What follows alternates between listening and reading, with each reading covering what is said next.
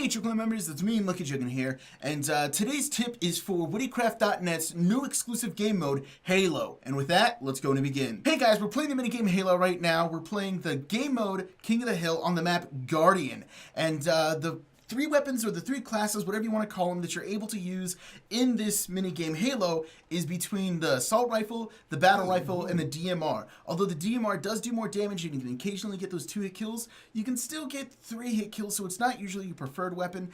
And when the game mode originally came out, the battle rifle was amazing. When you were shifting, it was like a laser and you can 3-shot people. It was just super awesome.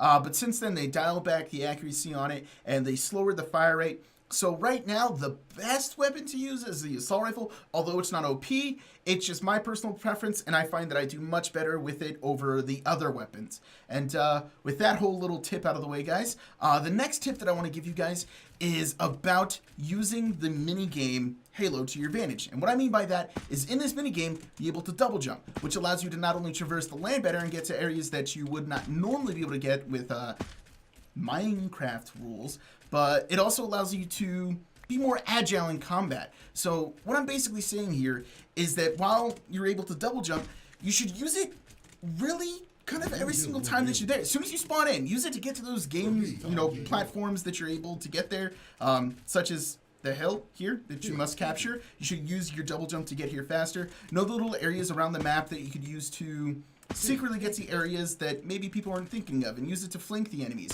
And also, even when you're fighting, even in these tight, close quarters, you should use it to jump around, because if an enemy's just standing still and they're trying to shoot you, it's better for you to jump around and try to keep your bullets on target, which usually for the most part, since you're the one doing the evading with the double jumps, you can kind of keep your bullets on target and keep it on the person without really having to worry about them moving around, because you'll find that a lot of people like to shift and shoot. This way they're more accurate, but it kind of leaves them quite literally as a sitting duck. So it's not really preferred. Although once again, it still is a very useful ability in Halo to shift. This way you're able to get more accuracy.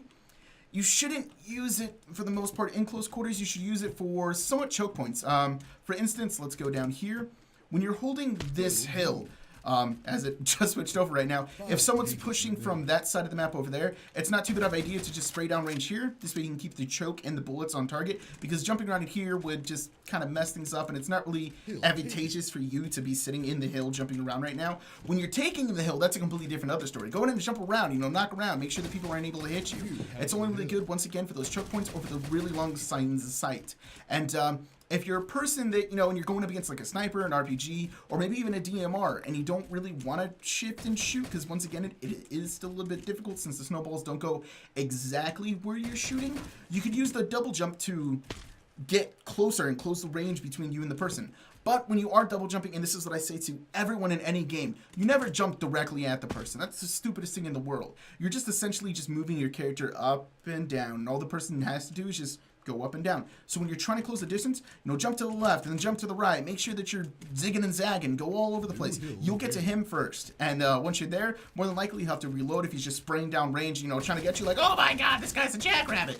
So, yeah, use the double jump to your advantage. The next little tip that I have to give you guys is while you're shooting, don't try to use the crosshair as, oh, that's where the bullet's going to go. So if you're tracking someone, you see how I'm saying? It's not like COD or any of the other games where your crosshair is, that's exactly where the bullets are going. Kind of treat it like, speaking of COD, using a COD example, use it like the chopper gunner. Your bullets aren't shooting directly where the crosshair is going. It's kind of a dragging thing. So if you're trying to chase someone who's going very far, don't use the crosshair. See where the snowballs are going and try to lead for that adjustment. So although, once again, the crosshair is pretty good for trying to track someone, use the snowballs as some kind of trace around, if you will, and adjust that way. But that's pretty much all the basic tips that I got for you guys. There are a lot of little cheeky places where you're able to get the different ways where people may not be used for you to get for, to be able to sneak behind them or something. But that's a whole different other topic. So hopefully you guys enjoy these tips, and hopefully you guys use them and improve your KD and whatnot. So with that, guys, I'm Lucky Chicken. So what we got, guys. Peace.